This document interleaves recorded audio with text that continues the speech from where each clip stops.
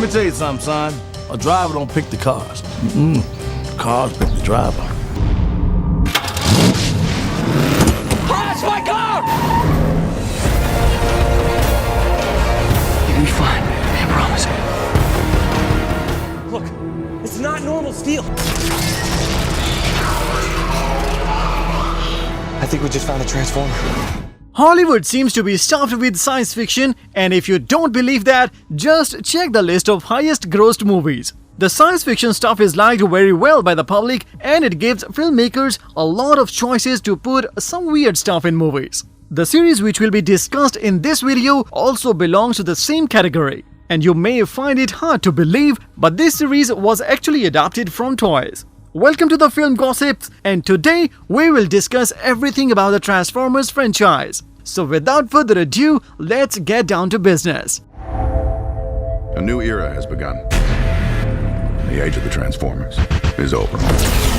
First of all, we will be discussing the plot of the movie. Based on the 6 movies, from which the last one is a spin-off, this series is divided into 2 story arcs. The first 3 parts are connected, and we will tell you about them first. The story opens with a background of Transformers as thousands of years ago. The planet Cybertron, home of Transformers, was destroyed by a civil war between 2 groups. Autobots, friendly robots, and protagonists are led by Optimus Prime, and Decepticons, enemy robots, and antagonists who follow Megatron.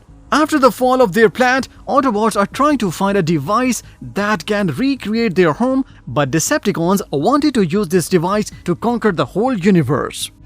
What you're about to see is totally classified. Dear God, what is this? A teenage boy is caught between these 2 factions of robots and chose to help Autobots in their mission. In the second chapter, this boy, Sam, is caught again in the war when an ancient member of Decepticons, the Fallen, seeks to get his revenge on Earth.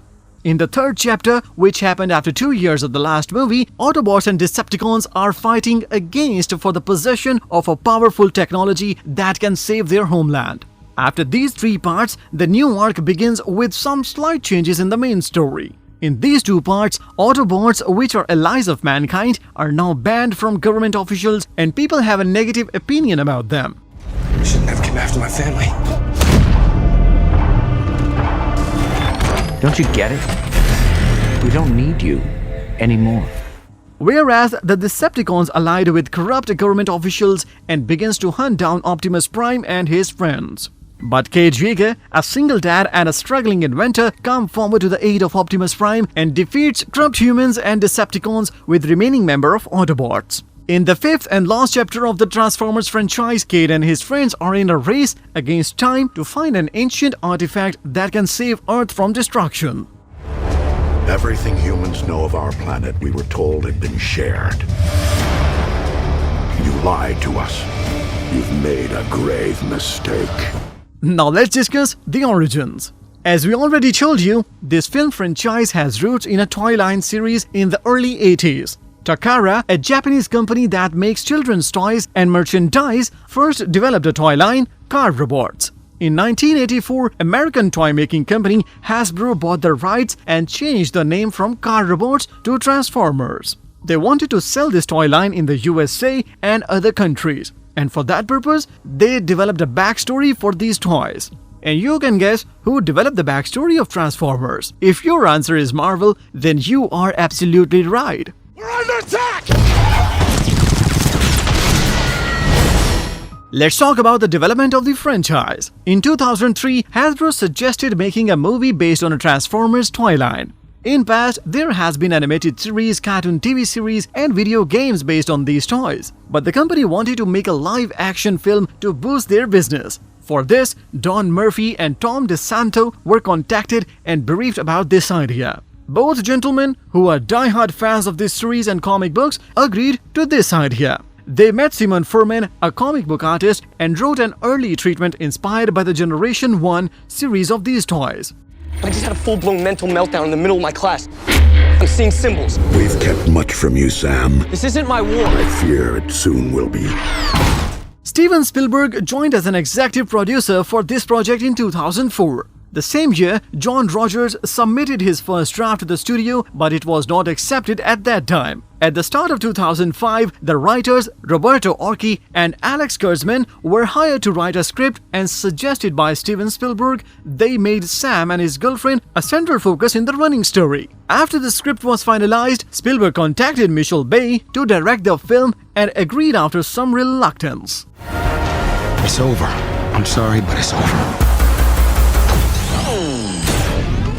Now let's talk about the casting of Transformers. When production started, the director and producer started the procedure of selecting people for different characters. The character of Sam was already given to Shia LaBeouf after watching his performance in Constantine. He was provided a copy of the script, and later he auditioned to show his understanding of that character.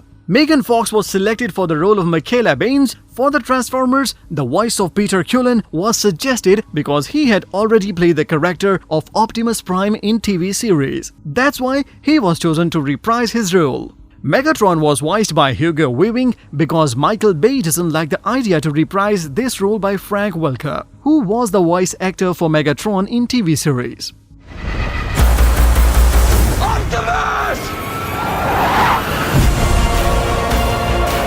Let's discuss the box office performance. Transformers franchise is ranked in number 13 position of highest grossing film series of all times. Every chapter of this series was a commercial success at the box office. This franchise has generated total revenue of $4.84 billion worldwide, against a collective production budget of $1.2 billion. With this commercial success, the future of this franchise seemed to be bright because the studio is planning to release more films and spin-offs. Now, two worlds colliding. The operation is over. We're not giving up, okay? Only one survives. Let's discuss the critical reception.